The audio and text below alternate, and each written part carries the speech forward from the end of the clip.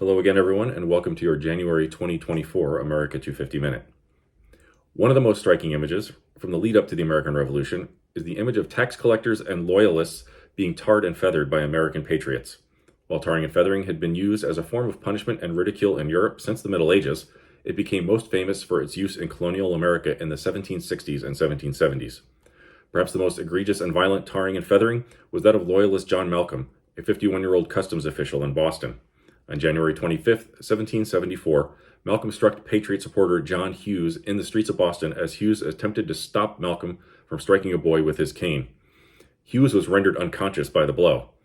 That night, a crowd of patriots gathered outside of Malcolm's home. They dragged him from his house, despite the objections of the now recovered Hughes, stripped him of his clothes, and poured hot tar over his body, which scalded his skin. They then broke open pillows and covered him in feathers. They placed him on a cart and paraded him through the town of Boston, passing the Old State House, the Old South Meeting House, and the Liberty Tree. Along the way, he was severely whipped and beaten with sticks and other objects.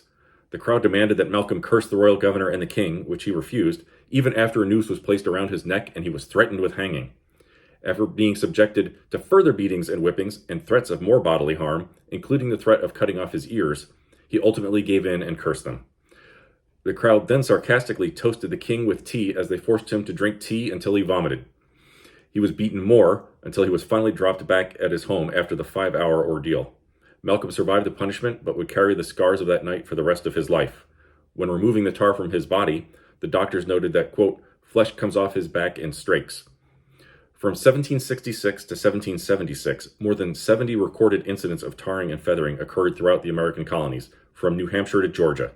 These violent means of punishing loyalists and tax collectors were meant to intimidate opponents of the cause, but increasingly came to be viewed as appalling forms of anarchy and mob tyranny. Many Bostonians recoiled in anger and fear at the brutality of John Malcolm's punishment, and the Sons of Liberty attempted to curtail such punishments in the future. After this, the Patriots of Boston stopped tarring and feathering people, even as other areas in Massachusetts and other colonies continued to do so over the next few years. On May 2nd, 1774, John Malcolm moved to England to ask the king for compensation for his ordeal. The king refused, and Malcolm never returned to America. And I will see you next month. We're getting close.